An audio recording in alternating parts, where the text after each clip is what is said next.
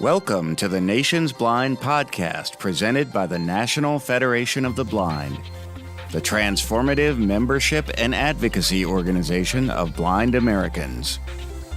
Live the life you want. Hello and welcome to the Nation's Blind podcast. I'm Melissa Riccobono and I have plenty of people here today. This is going to be a post-convention show. Let's first introduce my co-host, my regular co-host.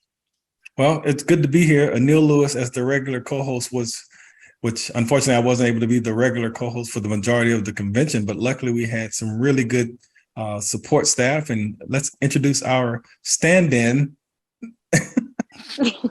Come on, Chris. Well, stand in, walk in, whatever you want to call it. All that, yes. Yeah, he was going around a lot. Yeah. I was moving a lot. I didn't necessarily plan it that way, but it just kind of worked out that way. And people seem to find it entertaining. I don't know if that was because they thought I was stumbling around and making a fool of myself, or because they actually found it valuable. But anyway, you gave them an authentic experience of what it feels like to be waiting on an elevator, to be going through those lines. They felt like they were there, man. And to hear your grits, that you loved grits so much, it was great. Oh my gosh, yes. But we also have a couple of other people with us. We have another person who stepped in as a co-host, Danielle McCann.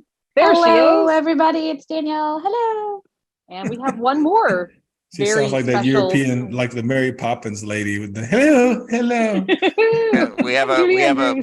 We do have a VIP guest, though. You were about to say. Yeah, he's not a guest, though. He doesn't like to be called a guest in the Federation. So no. But a special person for this podcast. We actually have President Mark Riccobono here with us. Yeah, and I'm not a VIP. I'm a BP. I'm a blind person.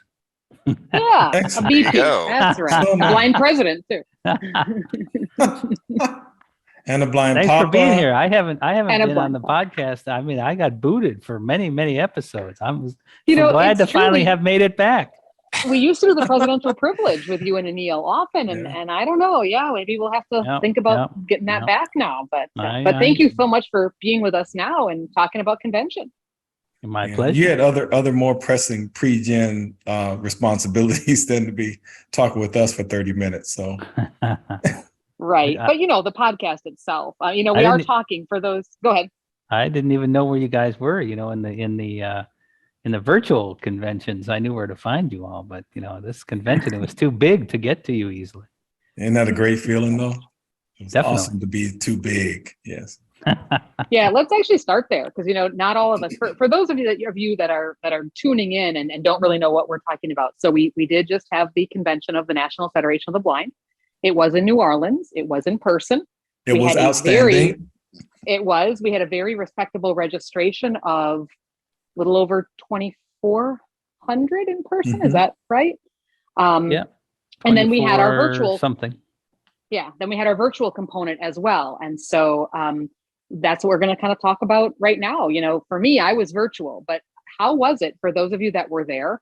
I know we touched on this a little bit during our pre-show sessions, but not everybody tuned into those or was able to tune into those. So let's just talk first of all, how was it to be in person? What was that like after being, not in person for the last couple of years? I think for me, it felt like coming home. It felt like it was re-energizing to be around my Federation family and understanding, especially with some of the presentations and then just some of the conversations I was a part of, just understanding like, this is why we do what we do. This is why we're part of this movement. So I would say coming home for sure. I agree with that. I may have even tweeted that it felt like coming home. I can't remember, but I had certainly thought that it was so good to be home with my Federation family. And it was definitely exciting. I mean, our virtual conventions were great, but this was really a great energy level, and just things like running into people in the restaurants. Mm-hmm. The first morning that I had breakfast in the hotel restaurant, Ever Hairston was there, and Everly Hairston was there, and I just walked over and said hello to her. And one day I wound up sitting with some leaders of the Ohio affiliate. And it was just nice to have those spontaneous encounters that you couldn't really have virtually. Yeah, I really like the fact that being in person, there's just no substitute for it. And I don't know if it's because we've had the 2 years worth of virtual, but it was so much fulfilling than it's ever been for the time that I was there. And the really interesting part about it was, of course, as we spin up, right, and start dealing with these logistics that we haven't dealt with for 2 years plus, you know, there's certain things that we just need to re-oil the wheels to get right. But even despite all of that, our members were still engaged and still enjoying themselves. You know, normally some of the problems that we've had would just created, you know, a lot of frustration, but everybody, the long lines to register, there was just more opportunity to interact and to chat. I've never seen such happy people dealing with, you know, somewhat frustrating circumstances, but overall, it was just awesome. It was just so great to be just around members that we haven't had a chance to really engage with for so long. I thought it was going to feel different, especially after 2 virtual conventions and having adapted really to not having an audience. I thought it was going to feel unfamiliar, but it really didn't feel unfamiliar at all. I mean, it was almost like we just got together last year. Just all of the components of the crowd and the feeling, the energy. You would have never known that it had been 3 years since we got together. And by the way, I have the official stats here: 2,437 in-person registered and 1,487 virtual. So I think definitely exceeded Very my nice. expectations in terms of in-person turnout. Mm-hmm. Yeah, fantastic. And lots of new people, especially with the parents. Just I heard over and over and over again from people that were helping with parent events that it was just so many brand new families that found us virtually and, you know, just really wanted to be with us. And that's always exciting when you get new people. I mean, it's great to have people that have been there before, and we need that as part of the organization for sure. But it's always fun and energizing to see new people, and especially new young ones. I know President Riccobono was talking a lot about seeing the new little babies that were born the pandemic since we were babies. back. They're the all pandemic over. babies. That's wonderful. Helion and Edmund, and I can't start naming them because I'm going to forget them. But you know, these are all children of members who you know, were born during the time period that we were at a distance, and so we've never got to meet them in person. And it was great to have them stop by. I think we had almost all of them at one point in the presidential suite. Oh. Actually, it was that first day when we had the first virtual session. A bunch of them were in the suite, so it was really nice to have that as a kind of a backdrop to our first virtual convention experience. We didn't plan it that way, but really organically just kind of worked out. I thought the agenda too was just incredibly strong, particularly the general session programs and the banquet. I mean, the banquet's always great awards, a really good scholarship class like always, but just the speakers, I just felt were exceptional this year. I don't know how you guys felt about it, but I just really enjoyed the whole program. I was never bored at all, which, you know, I'm usually not bored at convention, but this year particularly, I was just kind of glued to everything and just thought the speakers were really very, very top notch. That was an interesting dynamic that resulted from me having to quarantine during those days, because I was able to, thank God, listen to all of that through the virtual experience. But normally when I'm there in person, I usually end up getting interrupted, deal with some logistic, or someone will find me and we haven't talked over that past year, and it's distracting from the presentations. But this time I really did get an opportunity to really listen thoroughly to the presentations. And I absolutely agree with you. It was a significantly impressive run of show. I was personally looking forward to Gio Hingskirk's presentation from NIH, because the work that we've done there as an organization not only helps with respect to our COVID test accessibility efforts, but making that relationship and putting accessibility on their radar creates opportunities for us to have impact on creating more accessibility to other medical devices moving forward, because they are excited about the inclusion of accessibility in the work that they do in the future. Absolutely. I was impressed with so many of the presentations too. I mean, the Supreme Court Justice from Michigan and the new director of the NLS, I thought gave a really good speech. Not because the speech itself was so great, but because so much of his personality came out, and it seemed like he really, this is somebody that we're not familiar with, or at least that most of us aren't familiar with. And for him to come in with such a good spirit and really try to engage the audience. And the gentleman from Kellogg's, Wilson Ray, I apparently need to revisit Kellogg's breakfast cereals, because whatever that guy had for breakfast gave him a lot of energy. I don't think it's just breakfast. Pumped. I think he eats it more than once a day. Yeah, I think so. He was great. Yes, he was. Yeah, somebody had to do it. And his Tony the Tiger, for those who don't know, he had his Tony the Tiger mask on. Yeah. So anyway, people can say, well, people can talk about the announcement they made, which I think is great. I think we'd love to see them start to do even more, and I think possibly they will. But just the energy of that presentation was impressive.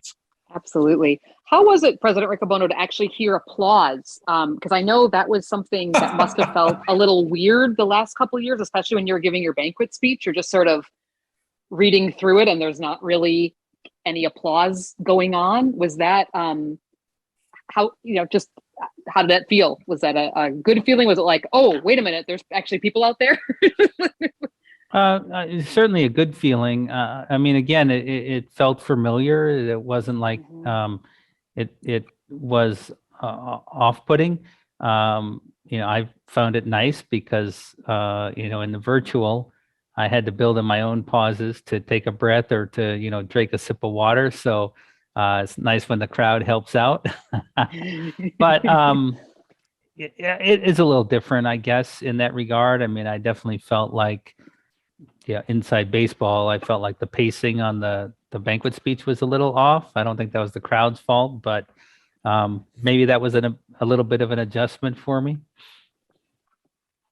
Got it.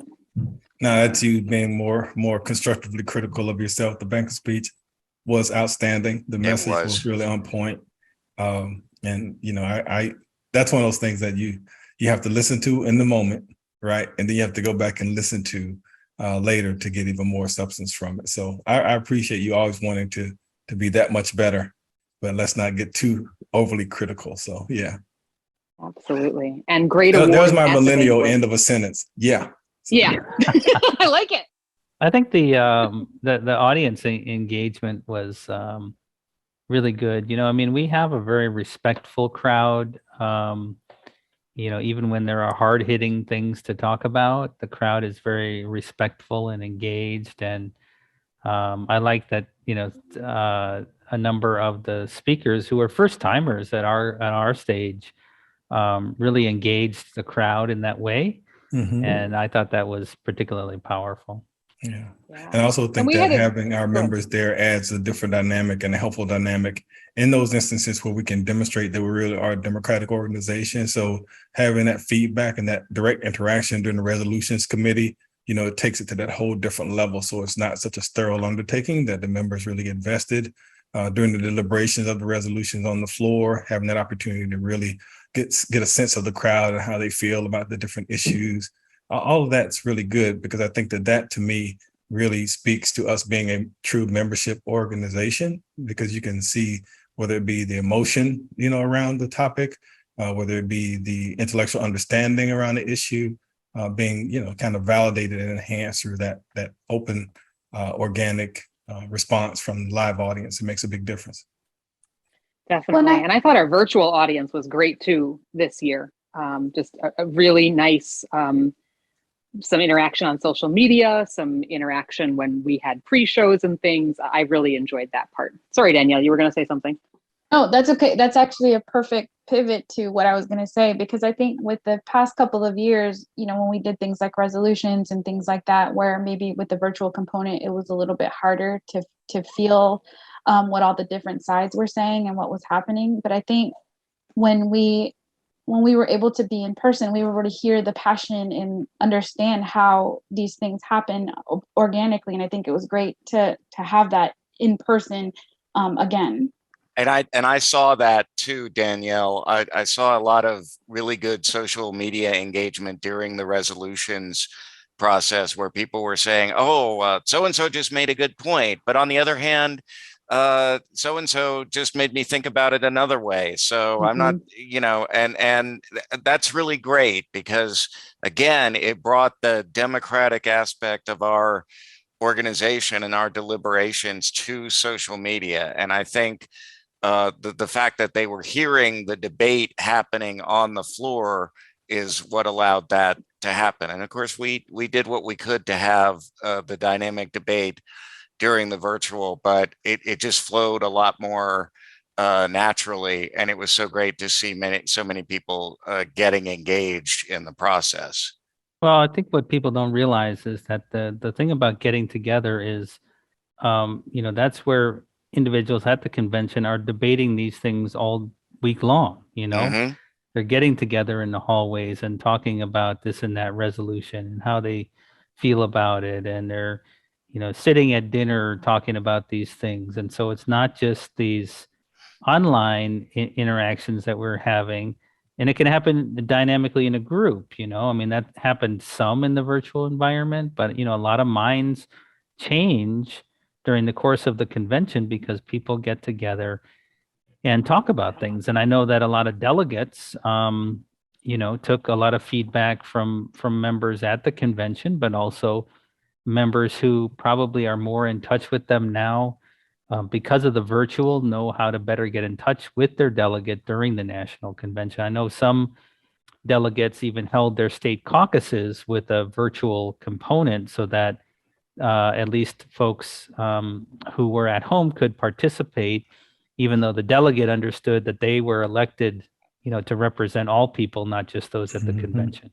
And I think that's such a good point and something that we should definitely talk about again and mention again, that's, we do have a delegate system, and that is, we elect our delegates to represent everybody at the convention. We also re-elect our leaders, or elect our leaders, and we re-elected our officers this year, and then people to the board. Great new board members, by the way. I'm very excited about that. And they brought in a new officer. And a new officer. Yep. Right. Yeah, he had been a board. Everett Bacon is our secretary now, but he had been a board member. So.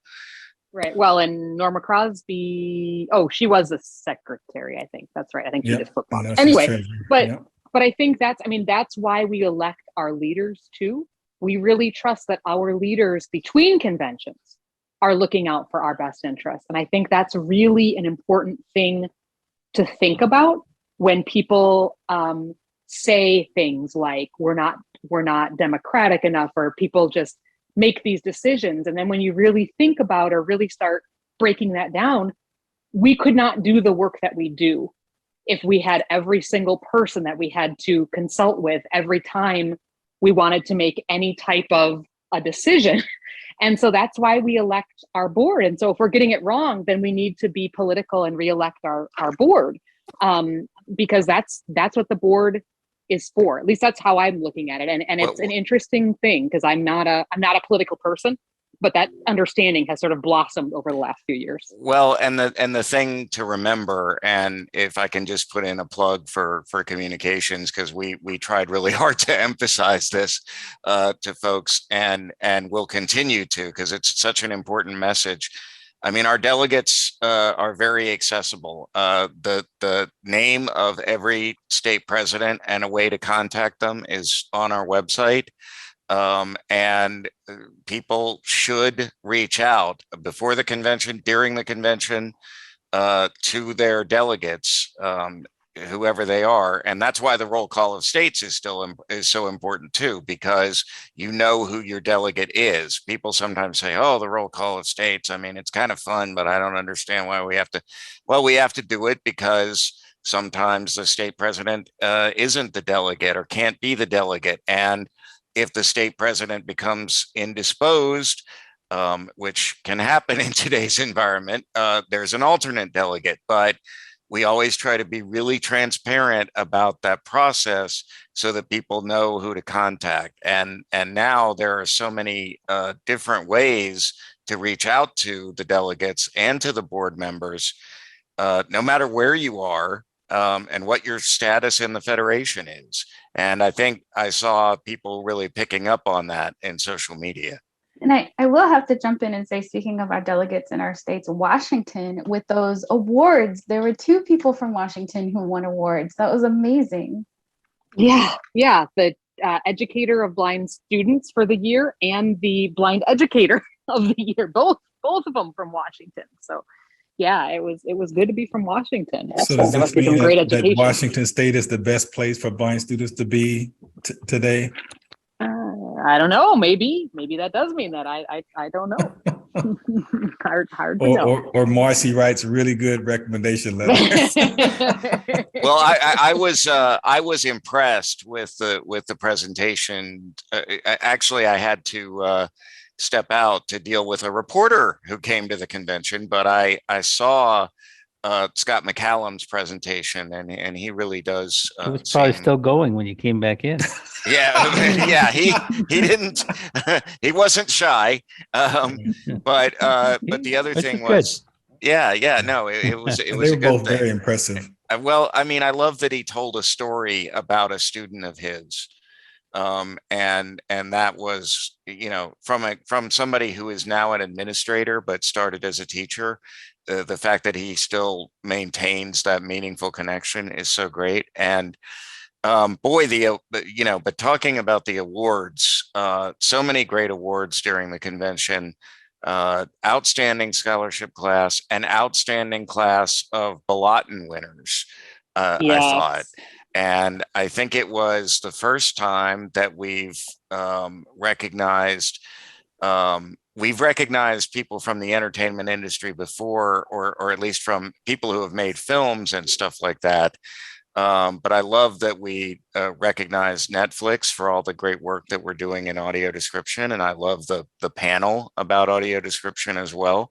But all of these winners, 64-ounce games and the C3D. I mean, all of this work that's being done that is just so outstanding, and also just recognizing somebody who's doing something a little bit different and using poetry and writing to reach more blind people. Yeah.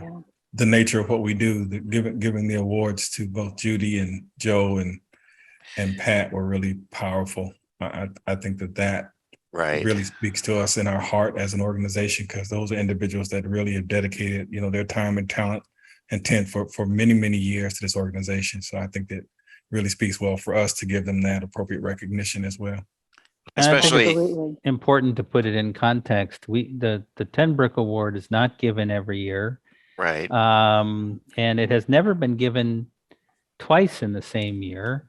And now there's nothing that says it can't be. But, that was really a very deliberate decision on behalf of the committee. And, these are always tough things to work on, because there are lots of people that are very deserving of many accolades in the Federation. But this being our highest award, it takes on a very, very special meaning. And the committee has also chosen, to give it to people who are still living. I mean, we've lost, some people who haven't received the Tenbrook Award, and it's meant to also be a living honor.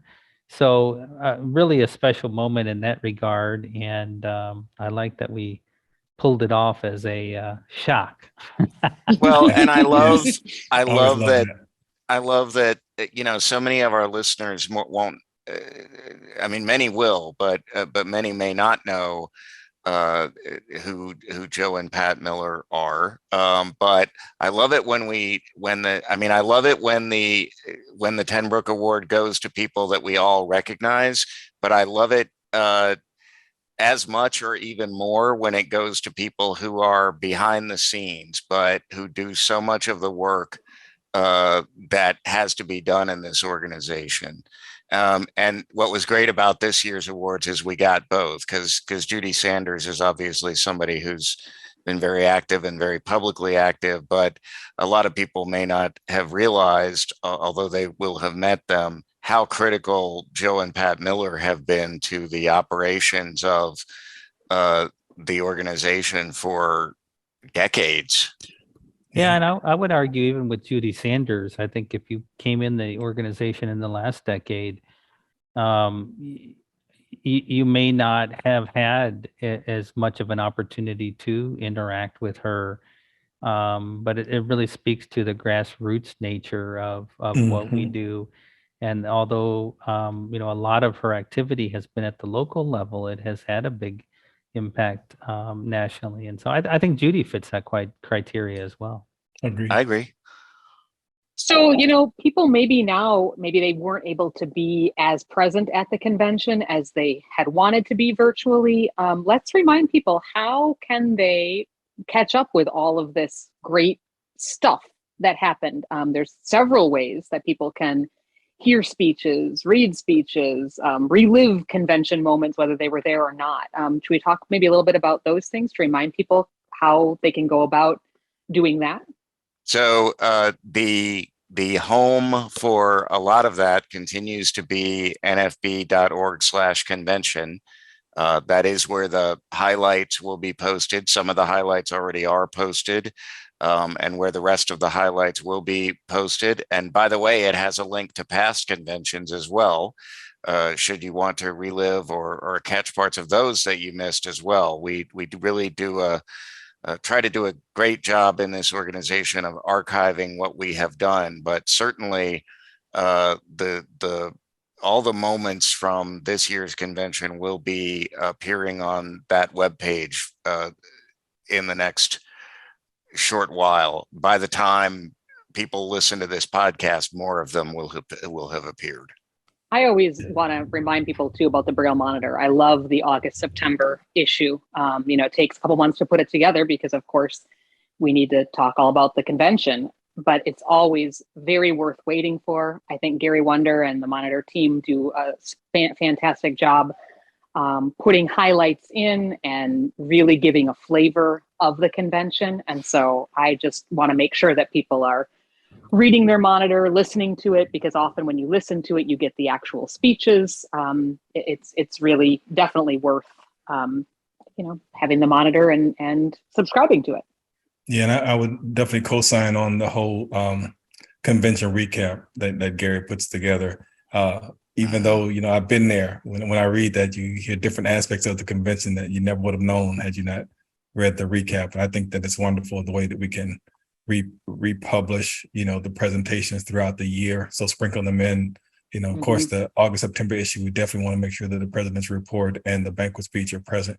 But then throughout the rest of the year, Gary and the staff there will sprinkle in, different presentations that may support other articles within Monitor. So I agree with you. Great way of really getting infused with the convention activities throughout the year. Well, and what's so great about that too is, when you come out of the convention, it's a big shot in the arm, and to a certain extent, you want to relive the highlights. But then, the year goes on and other things happen, and you're engaged in other things with the Federation and otherwise. And then all of a sudden in the October or December or early next year in the Monitor, a great presentation comes up that you had forgotten about, and you get to engage with it in a new way. And it either reminds you how great it was, or you discover something that maybe you either missed or didn't pay that close attention to for whatever reason during the convention. Yeah, and Gary does a great job of using it to support ongoing dialogue. So he may create or pose a provocative question and offer a banquet presentation or something as the catalyst for that kind of conversation. And if you want some nostalgia, if you want to listen maybe to the banquet speech and listen to, the bustle around the room, you can always listen on YouTube, because we have some of those, some of the general sessions. And I know we have the banquet up on the YouTube as well. Oh, nice. Nice. Great. So yeah, there's a playlist I think I saw. There is actually, yeah. Fantastic. Well, how was everybody's trip home? Because now convention is over. It was great to kind of relive it with all of you, but now we're home. How were people? Got home okay, and trip home was okay for everybody. I'm very much a nervous flyer, and I slept the entire flight home. Good. That tells you something. Yeah. Yeah. Hurricanes. You had hurricanes before you flew, or? Not a one. Nope. A friend of mine though did get a Sazerac in the airport because she hadn't had a chance to have one anywhere else in New Orleans for whatever reason. So she had always wanted to try a Sazerac, and she did get one. But I slept part of the way on the plane, and the only thing I would say about the trip home that was other than the fact that it was anticlimactic after the convention, I was on a late flight and got back at 2:00 in the morning, which is not optimal. So because the flight was delayed a little bit, but I was happy to be, I was happy to be home, even though I loved the convention, because it does, as to Danielle's point, it does take a lot out of you, but it puts a lot into you as well. Mm-hmm. Definitely. Well, I mean, traveling home was fine.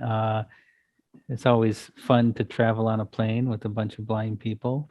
But we didn't talk about New Orleans. I mean, what a fantastic city for a convention. I know that there were many, many, many positive comments about just the wealth of places that you could walk to within just a couple of blocks of the hotel. I don't know if Anil ever made it over to the McDonald's, but there was one of those. But didn't make it to Big D's, but I made it to that the Creole House.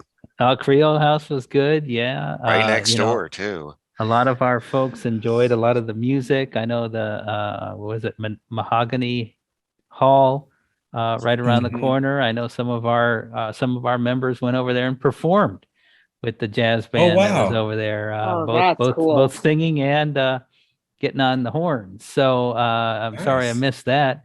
Me too. But just the number of things to do. I mean, I certainly hope it will be fewer than 25 years before we're back in New Orleans. That was 25 years ago was our last New Orleans convention. I think as we continue to think about the convention, it's challenging because our convention is huge, and finding a place that meets all the criteria. I know that we try to negotiate hard on room rates, but even with inflation, room rates are getting very difficult. So we have to continue to be strategic, but use these opportunities to get together. And it was cool just to walk down the street and come across people who are looking for lunch too, and say, all right, let's go. Let's find a place. And it was so great because we were right in the heart of everything, and there were so many places around, and New Orleans is just amazing. I mean, the music and the food and the culture and the food and the nightlife and the hospitality food. And the food. Speaking of food, we have to know, because I know virtual people wanted to know, or the people listening on the virtual session want to know. Yes is the answer. Yes. What did everybody think of the banquet food? Does anyone want to share what we enjoyed? And the banquet. I thought you were going to ask something different. Tell us about the banquet. Who liked the banquet? Nobody. All right. I thought the banquet was fine. I mean, the food was. The only problem with the banquet is it had to compete against the stuff at the Creole House and Mahogany. Right. Exactly. It's just kind of a come down in terms of food, but we did have live music at the banquet. Music, yeah. That was really cool. And then virtually, the sound was amazing for the live music. Yeah. The food was good. Banquet food was good. The dessert was great. I will say one thing that was different about this banquet table. So we had, I think it was a chicken breast on the bone, and then broccoli and some really yummy scalloped potatoes.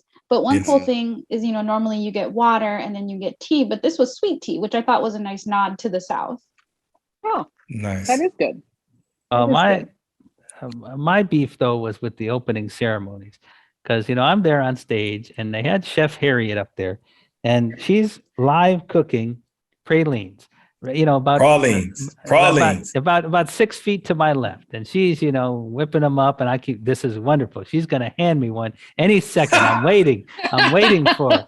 And then they wrap it up and they take their stove away. I'm still waiting for my very fresh. So Definitely should have given the president. I was disappointed. I don't know what she did with the ones that she made, but she was awesome. 81 years old. I know. Been making these. What did she say, for 70 years? And she I love how she she was live doing talking to her. Oh and, yeah, she was cooking live. So good. Yeah, well, and she was. I think that has never happened at one of our opening ceremonies. I was going to ask about that, and she was so descriptive about. I don't know if anybody had talked to her about needing to be that, but she was so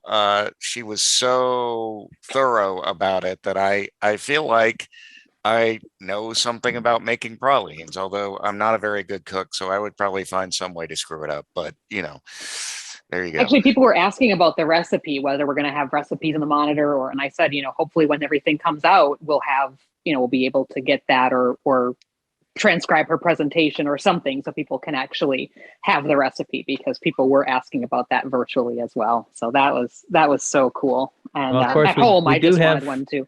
Yeah, we do have the transcripts from Zoom.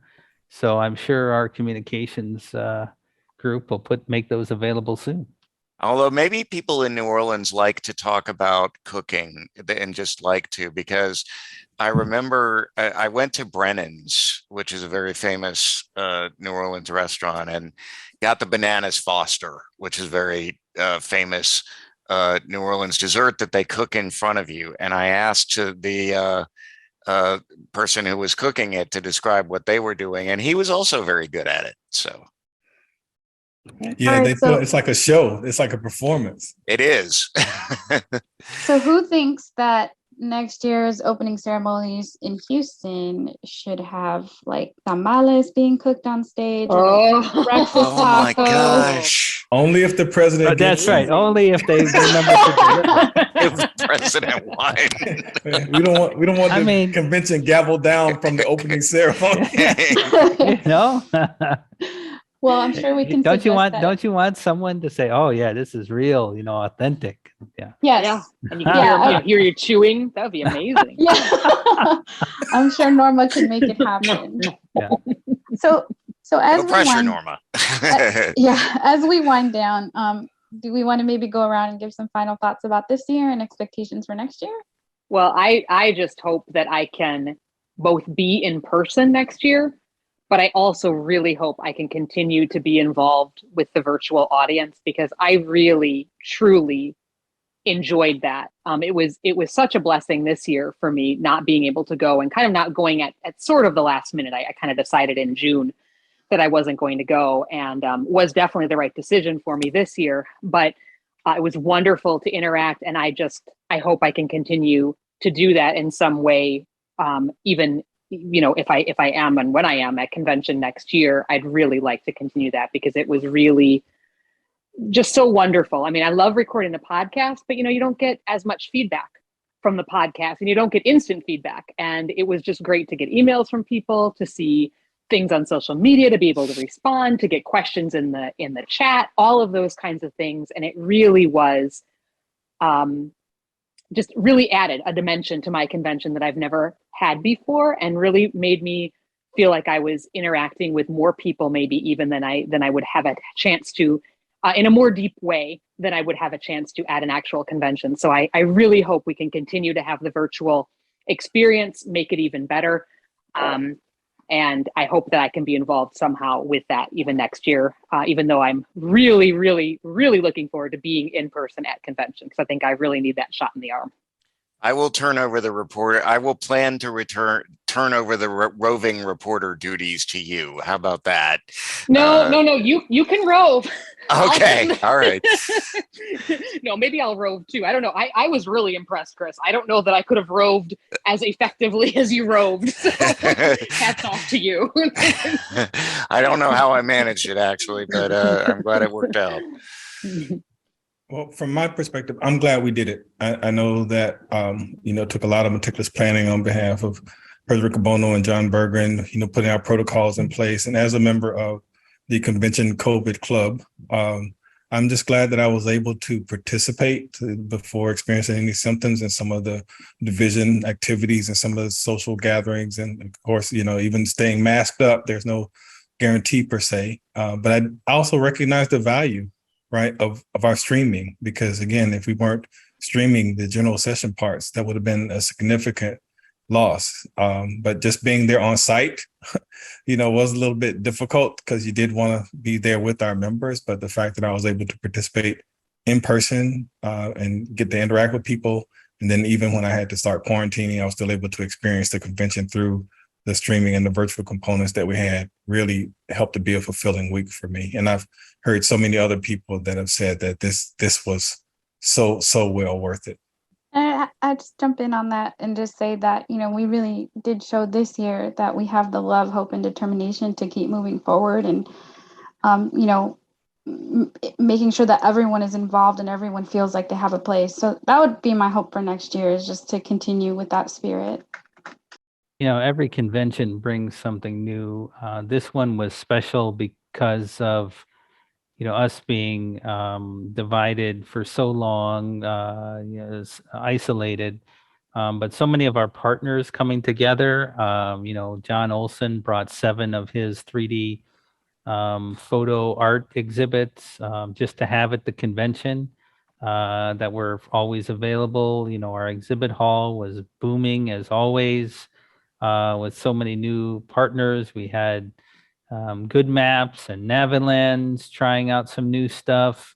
And for the first time that I remember, we had 2 events outside of the hotel. We haven't even talked about those, but Netflix did an exclusive screening of Stranger Things, including free concessions and free NFB Stranger Things swag, which is great. We also had the viewing of Surpassing Sight. So, what I look forward to is the things that the Houston convention will bring, which we can really not anticipate today. Who will the partners be? What will the new ideas be? What will the new trends be? What will blind people be, really talking about when we get to the convention next year? All of that is what will unfold in the next little while. And also, we know that our affiliate in Texas will be an awesome host. They did a great job in our virtual convention in 2020. I know our Houston chapter will be very eager. For that matter, I know the city of Houston has been waiting for us now since 2019. They've been eager to host us. So I think that's the real synergy. And I would encourage people to start saving your dollars now, start working with your chapter to raise money to help get people to the convention, because it is one of the most empowering experiences. And I think it's hard to imagine what we might find ourselves getting into next year this time, but it's going to be exciting.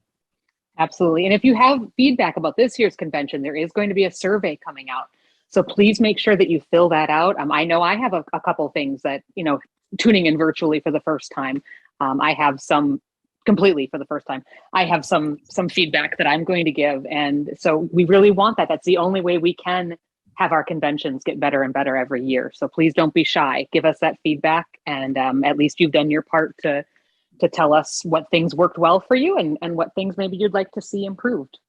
And of course, give us feedback about the podcast as well. And then there will be some ways in the outro that you can do that. But the reason I bring that up particularly is we'd really love to know, who did you hear from at the convention, or what did you learn at the convention that you'd like a deeper dive into?